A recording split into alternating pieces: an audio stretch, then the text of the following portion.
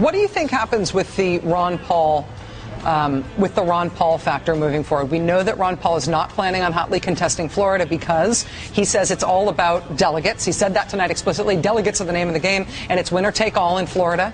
And so there will be no real reason for him to spend any money there at all. He's moving on to the caucus states. That means that whoever comes out of Florida alive is still going to have to contend with him down the road and with answering whatever demands he's going to make on the basis of his delegates. He doesn't have to be contended with in any way. Ron Paul is a protest candidate. He does not belong in the serious analysis of what's happening in the Republican primary. He's going to carve out a small percentage of the vote, which, when he stops running, will go either to President Obama or sit at home or then split up to Newt Gingrich or whoever's left. So he's got 600 delegates, and the Republican Party says, he's not going to have any serious collection of delegates when you get to the Republican convention. He's going to be ignored. He won't get a speech. He is running in this thing. He's a libertarian running in this thing so that we will talk about him as if something real is happening. He's never going to win anything, and it's just this little parentheses that you put over here, and then you watch what the real candidate. Except for the fact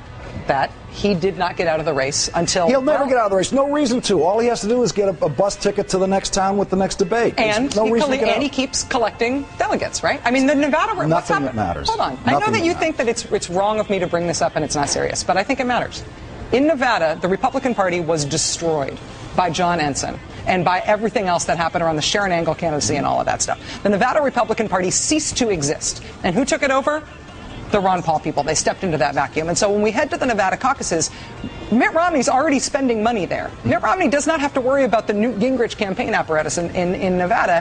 He has to worry about trying to deny Ron Paul an outright victory there. Ron Paul continues to continues to go after delegates because he's going to use them for something. He has nothing he's going to use them for. There's not one thing. They won't even give him a speech. He's just doing it for fun? They're not going to give the legalized drugs, stop all wars guy a speech. He doesn't want a speech. Convention. The question, he's already said explicitly he doesn't want them. Right. So what does he want? Does he want the platform to change? He wants attention. He wants his ideas thought about. He's getting that. He represents a significant slice of the American electorate that is actually interested in a third party.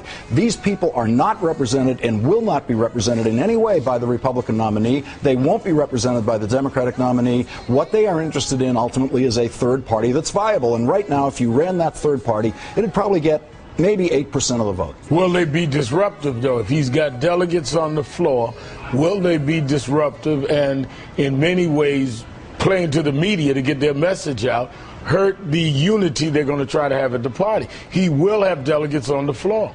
Well, I don't think he's going to do anything to make, in his mind, a mockery of what he has tried to do. He's trying to put together a movement. In his speech tonight, he talked about how many votes he got 4 years ago and how much of a movement how many he hopes to get 4 years from now. That's right. So he wants to be recognized as somebody who has brought people who are on his issues together, the Fed and get out of wars and the budget and the Constitution and everything else. But how does he do that if they ignore him? Well, that's why he can't go out off the rails. I mean, he has to remain somewhat credible and not become dismissed later on. And that's a high wire act he's doing right now.